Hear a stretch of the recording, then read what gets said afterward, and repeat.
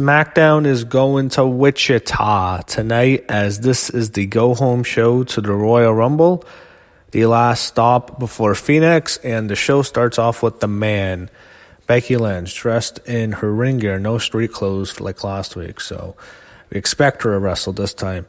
She's cutting a decent promo on Asuka, praising her in NXT, but then she's talking about how she is going to be main eventing WrestleMania and slapping the heads of everyone getting in her way. I like how she kind of incorporates some Conor McGregor into her promo still.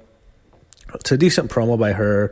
Crowd loves Becky still. She still maintained her popularity. I mean, she's not as popular as she was 2 months ago. I think the most popular Becky ever got was after the Nia Jax fiasco and the whole Survivor Series build-up, because she got taken out of the match and people got really mad.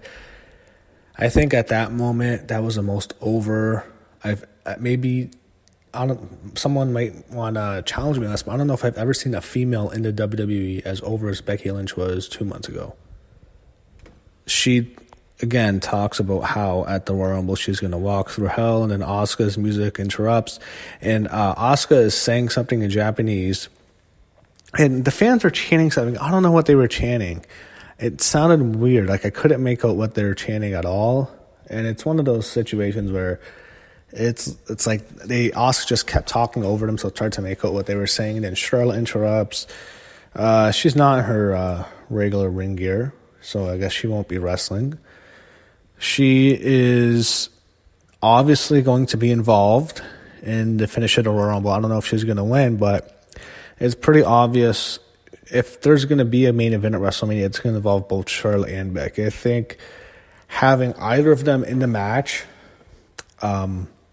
without Becky, that means Ronda and Charlotte. Having both of them as a singles match without Becky involved would be a huge mistake. I think the fans would turn on that match. I think it would be a Brock Lesnar Roman Reigns situation. I think Ronda and Becky is a great choice, but the company clearly wants Charlotte involved, and then Charlotte's great in the ring, so she'll make the match even better. And I think, it's one of those things. The company wants Charlotte. The fans really want Becky. Ronda has to go in because she's the big star and a big draw. So I think we're seeing a triple threat. I don't know how the Royal Rumble is going to play out. There's people making some wild predictions. I really don't want to see this, but there's a lot of people who think that Charlotte is going to win the Women's Royal Rumble. Ronda Rousey is going to beat Sasha Banks. Asuka is going to beat Becky Lynch. And then what's going to happen is Becky is going to enter the Men's Royal Rumble, and because she's the man, she's going to win the Men's Royal Rumble, go to WrestleMania. Since Charlotte and Becky both have the opportunities, they're both going to decide they want to face Ronda, and that's how they get to it. I don't think that's what's going to happen. I think the most likely scenario is Charlotte and Becky are the last two in the Royal Rumble, and then both of them eliminate each other, and we have co-winners, and that's how they set up the triple threat. Similar to 1994 when you had Bret Hart and Lex Luger double elimination. Anyway, going back to it, Becky and Asuka get into a crazy brawl. It's pretty nasty. I mean, they're really going at each other. I liked it a lot. Becky, you have to give her credit, and Charlotte, they both going, since Evolution, around that time, they're going after each other and their opponents. They're going right at it. Intense brawl here. They're beating each other's ass. They go over the announce table, and eventually Becky gets the best of Asuka. She leaves Asuka laying, and she walks to the back. But as soon as we come back to commercial, they're fighting in the back. It's another battle. It was even funny. Becky was whipping Asuka with her leather jacket. I thought that was actually pretty funny. And it's still a huge brawl. I was expecting Vince to come. Maybe he's going to cancel the match, but no, they just just let him fight still. So you had Mandy Rose and Naomi. After they did that whole hotel segment, this is how they pay it off. It's already over. Mandy Rose, we all know, would beat Naomi anyways. I think would be this quickly. I think this is their payoff. I mean, Naomi isn't going to be pushed anymore, but I think they would do something better just since they put so much effort into it. With last week, I thought we'd have a better payoff, but it's just Mandy Rose wins. That's it. Sonya Deville helped her, but that's all we had. They had Jimmy Uso trying to check on Naomi. They had Rey Mysterio cutting a promo about the 2006 Royal Rumble. Not one of my favorites. Miz and Shane McMahon against Cesaro and Sheamus. Cesaro beats The Miz. So I guess that match is unfortunately going to be on the main roster. But I don't think, maybe I shouldn't say unfortunately, because that's a piss break. That's a piss break match. The whole Royal Rumble card on the main card looks very strong. both Rumble matches, both women's matches, and both World Championship matches are all very strong. So I'm looking forward to everything except that tag match. That's the piss break. We all need a piss break every single show. I had Shane McMahon attack Sheamus and Cesaro. He sets up Cesaro on the announce table. He's going to do a big elbow drop, but then Sheamus stops him. They beat them both down, and then Sheamus hits a really good bro kick on Shane. They have Mustafa Ali cutting a decent promo on Samoa Joe. He's talking about how he was a police officer for many years. He talked about that on the Lillian Garcia podcast that he did. And I think he also did one on Chris Jericho's show too, which is not going to happen anymore. But he spoke about that, and they incorporated that into the show. They show Vince McMahon looking at the monitor, as we call it, as he comes out.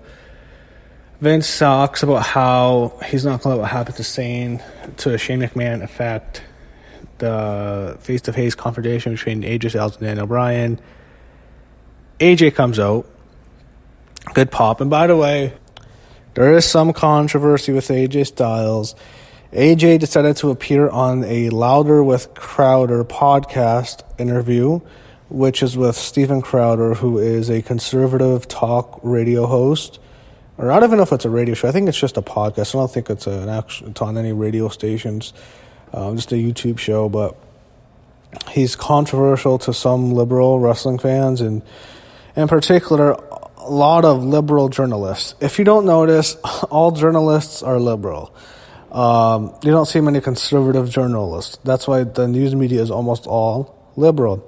And that's also why the wrestling news media is pretty much all liberal. Those who go into school for journalism, those who get opportunities, have liberal backgrounds. Liberals are interested in journalism. So what happens is, because AJ is a conservative, as myself, I am a conservative. I am a big Donald Trump supporter.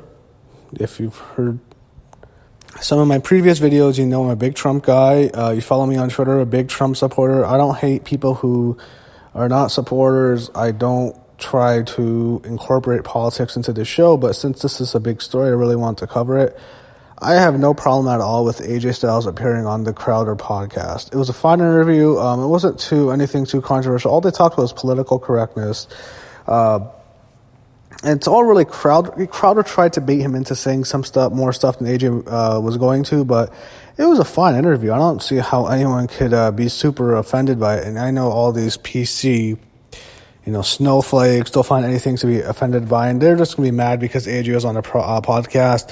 In particular, the cocksucker king, that's what I'm going to call him, cocksucker king, Ryan Satin, fucking faggot bitch, is the one who really went after the story, made it his top, he basically had a tweet storm this morning. I think he's a piece of shit. I fucking despise him, what he did to Vince Russo. He's a lying, liberal attention whore. The guy just lies about people. He tries to get you kicked off podcasts. What he did with Vince Russo was pathetic. And I don't like Vince Russo at all, but it was a joke. Satin is the kind of guy who would criticize you on Twitter, but as soon as you reply, whoa, I didn't mean it. I can tell Ryan Satin's the kind of guy who's never been in a real confrontation in his whole life. He plays the whole liberal feminist card all the time. I just hate that motherfucker. I want to be like Jacques Rougeau in the Dynamite Kid. I want to take a stack of quarters, put it in my fist, and fucking knock his goddamn teeth out. That's what I wish someone would do. If someone at WrestleMania weekend take a stack of quarters like Jacques Rougeau and just fucking nail him in the face, crack his nose, break all his teeth out like the Dynamite Kid did, you have money, man. I'll fucking pay you. I'll pay you. Fuck Ryan Satin, you goddamn pussy. Getting back to this, Daniel Bryan cut one of his best promos he's ever did. When he was outside of the ring, which he didn't want to be in the ring with AJ, he's just ripping into AJ, and then he rips into Vince McMahon. He talks about the baby boomer generation. He talks about how you're taking all the money, you rip some for the economy. I'm thinking to myself, is he going to mention Trump? Is Daniel Bryan going to mention Donald Trump? Is he going to say something like, Vince, you and your boy from New Jersey, you're ruining this country? I was expecting him to go super SJW mode, but he didn't mention Trump. He probably can't. I wish he did. I want to see Vince's reaction. I think that would have been really good, actually. Then Vince really wants AJ or Daniel Bryan in the ring, and that's really what set him off. Eventually, AJ goes after Daniel Bryan. They get into a fight.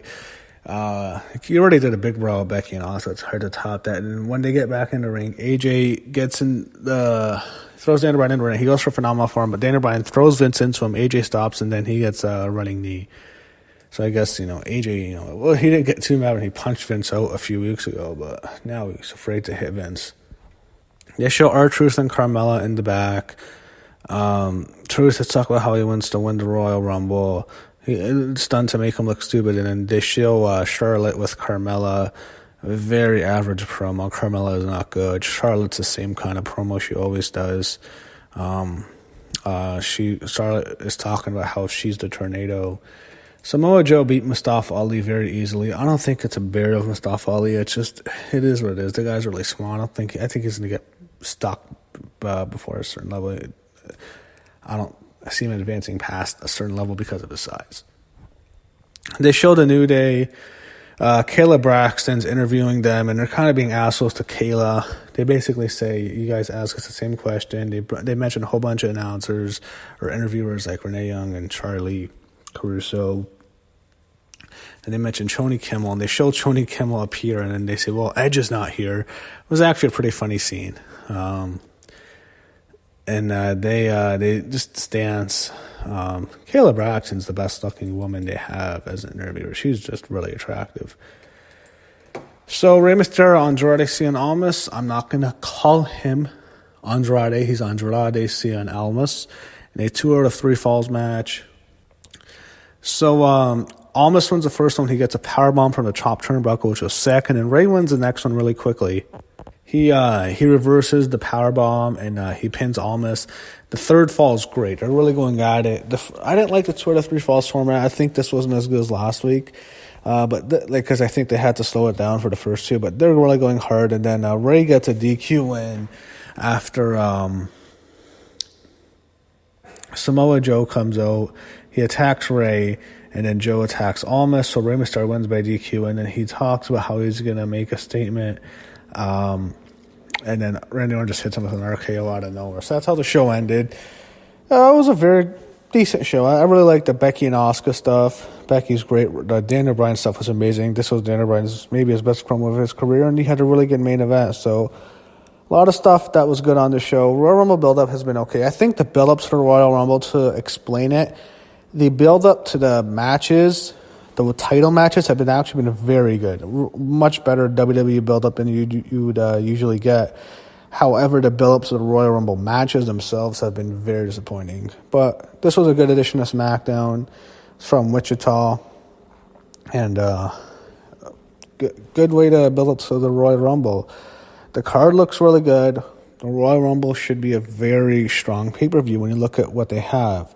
I see one tag team title match. That's the only match I really don't want to see. All other 6 matches, including the 2 Rumbles, I'm interested. So with that said, hopefully we get a very good show Sunday. We're going to get a great show Saturday for sure, but hopefully we get 2 great shows. And we have a great weekend of wrestling.